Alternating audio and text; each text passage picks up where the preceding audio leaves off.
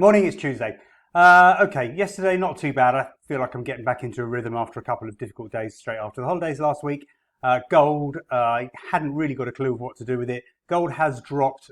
We have got that big double top pattern, so not a big surprise. I just couldn't get an entry point on it yesterday.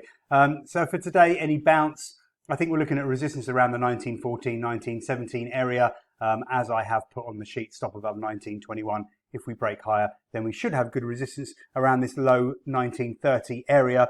1930, 1933 I put on today's spreadsheet with a stop above 1938 for shorts. Now, we have got a good support down further down in gold, but we're going to need to drop another 20 points or so, 25 points before we get there. So I'm going to leave that for today and we'll talk about that one tomorrow.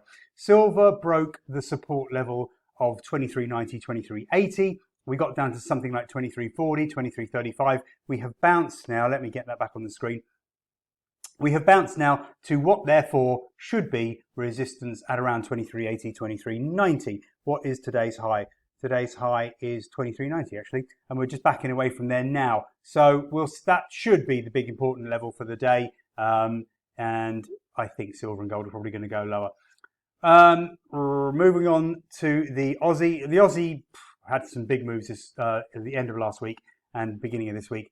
I didn't see any particular signal that was going to happen, just this breakdown here. We went through these moving averages on the daily chart as well. So seeing a bit of a bounce back, assuming that the bears mostly have control of this market, then we could see resistance at around 72.60, 72.80 level hold if we got that back up that far. I think shorts need to stop above 73.00, so we'll see if that resistance is tested. Moving on to dollar yen. So dollar yen doing what it was supposed to do, really. I figured that it would top. I figured it would go sideways. That's what's happening. I have talked about a good support level around 127.00. That seems to be working. What's today's low? 127.33. We haven't even got there yet. But for me, that is the big support of the week if we do dip further. Now, moving on to the euro yen. I've actually got euro yen a decent level. Where is the euro yen chart? Euro yen, I think we've got a decent support level around 136.50. Actually, it was yesterday's low, and I didn't put it on the trade sheet yesterday. I wish I had. I think I had it in the report.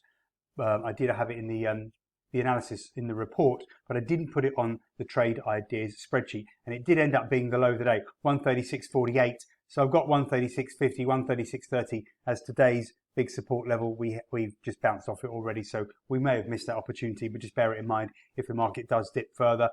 New Zealand dollar yen, I've got a couple of trades on there as well, which I'm not going to look into right now. The euro US dollar, well, you know all about that one. We've got long positions in that. We'll see if it moves off the big 37-year trendline support area.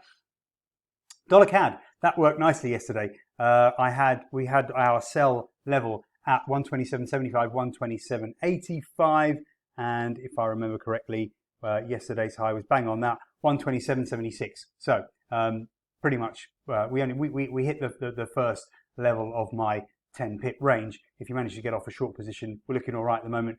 We are looking at around 80 pips, 85 pips, something like that. Not too bad so far. I think we could get down as far as 26.60, 26.40, which is my support level for the dollar versus the Canadian today. We'll see if we get a low for the day there. Now, DAX hasn't been quite so violent than the US markets, been actually quite stable, which is interesting because earlier on in the year it was a lot more volatile when the Ukrainian war broke out. Now it seems to be a lot more stable, and it's the US that seems to be more volatile. So we haven't dropped as much as the US markets did at the end of last week and the beginning of this week, and then we don't seem to be bouncing quite as much either. So I'm going to stick with my resistance level in the DAX at 14,300, 14,350, stop above 14,400. Now the S&P, that was a beauty yesterday actually. I had my buy level down at 41.95. This is in the June futures contract. I'm looking at the cash now, but at 41.95, 41.85, and for the June futures, that the low was exactly 41.95. So if you did manage to pick up any longs from that trade on the spreadsheet, well done. 100 point bounce, real nice profit. The resistance today for me in the June E-mini contract is at 43.60, 43.80. As you probably know, it's on today's spreadsheet. If we reach that far, we would need another 50% jump from yesterday's low to get there. Okay, I've got some trades for the Nasdaq and the Dow Jones as well on the spreadsheet. I don't need to go through them with you. You've seen them. Nothing really has changed.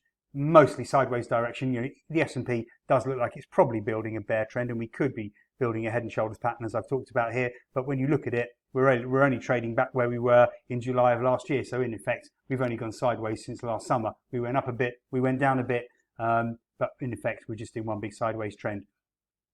I looked at that broadening top on the Dow Jones yesterday, which also might indicate that the Dow Jones is making a very large topping pattern. They certainly are there, but these things are going to have to play out for days and weeks further before we get any inkling of whether the markets are going to have a significant move to the downside, by which I'm really talking about a crash. But these patterns do take weeks and months to build when you're going to have a significant move like that.